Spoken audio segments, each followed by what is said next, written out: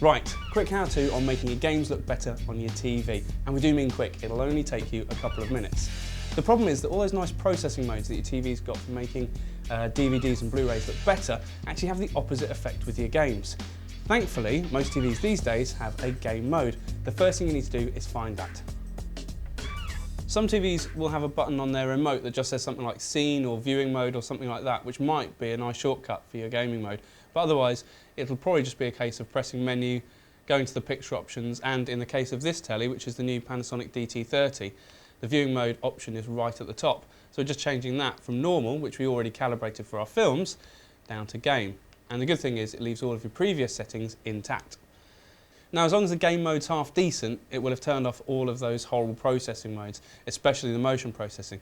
Well worth checking through the menus and make sure that is now switched off. The problem is that the game modes often still turn up the colour vibrancy and the brightness and the contrast to quite garish levels. That was fine back in the days when we were all playing Mario and wanted the brightest colours possible, but these days we're playing more realistic games and we want the picture to be realistic too.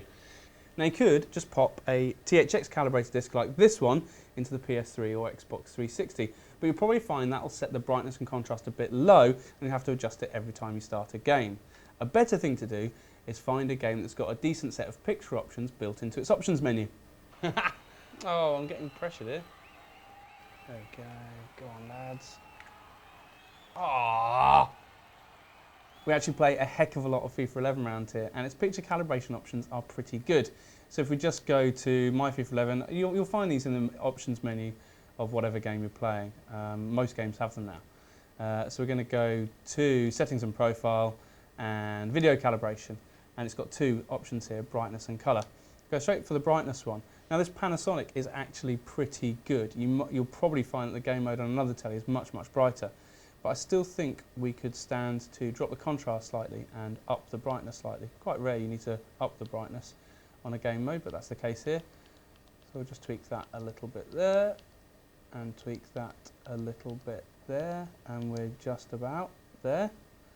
FIFA actually has its colour options in a different menu, so we'll just click over to that. And again, the Panasonic's pretty good because it hasn't selected the most vibrant colour option in the game mode. It's on normal. For me, I think we need to take that one down to cool. But that's one you can really experiment with and see what seems realistic and natural to you. Not every game is the same, but they're surprisingly similar. So when you start a new game, just head to the options and double check the brightness, tweak if you need to. The principles are the same, whatever the game. You want your processing modes off, and you want your brightness and contrast to be realistic without being too dark. And that's basically all there is to it. Now, just a quick example of what it is we're trying to achieve here. This is what the game looks like with just our movie settings. And that's obviously without motion. It's hard to actually demonstrate that on the camera.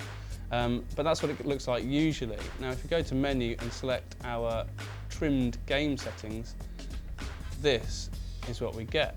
Really bright and punchy, but very natural as well.